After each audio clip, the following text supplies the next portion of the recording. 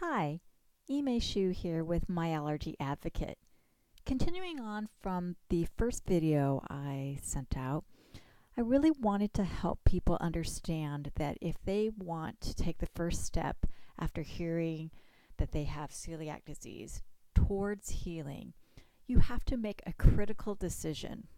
That is to decide whether or not you're going to let other people and other food companies tell you and dictate to you what you should eat, eating their gluten-free foods based on what they think is good for you versus eating whole, natural, gluten-free foods to focus on healing yourself first.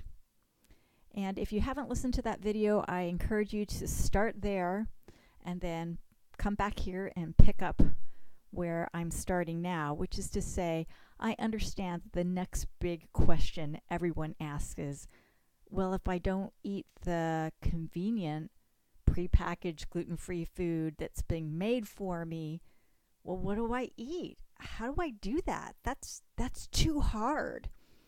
And I am here to tell you that's not true. It is not too hard. What it is initially for most people is it's not convenient. No, it is not convenient to get all of your food from a grocery store, get organized, cook perhaps ahead of time so you're not cooking every single day all your meals from scratch over and over and over. Yes, that takes organization.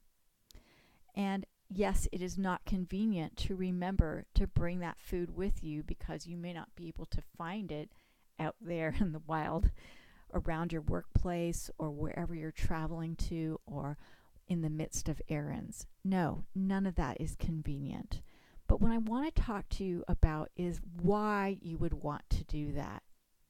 Ultimately, when you choose your own food and you choose naturally gluten-free foods, you never have to worry about accidentally getting gluten, about eating any other food that might be food intolerance or that you've become sensitive to while you're healing. Because a lot of people who have celiac disease, as I mentioned, will have other issues going on at the same time while they're trying to heal their guts.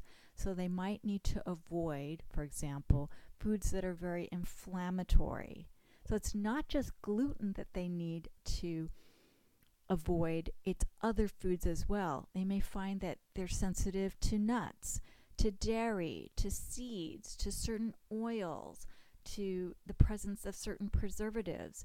And by getting rid of all of that and taking on, yes, the inconvenience of making all of your own food, you take control.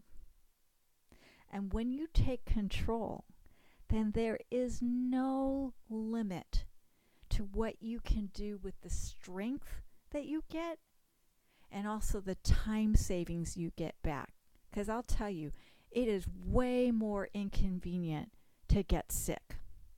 It is way more inconvenient to end up in the hospital like I did when I got glutened by a gluten-free pizza that I ate outside of my home. It is way more inconvenient to spend days, weeks, if not months, trying to get over the joint pain, the brain fog, the fatigue that comes from a single mistake.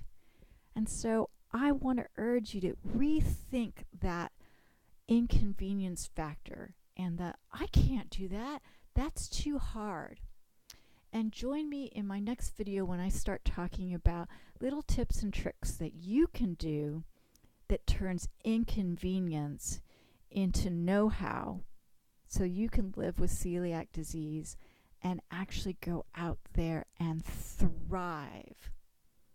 I'm Ime Shu, and this is My Allergy Advocate. Thanks for joining me.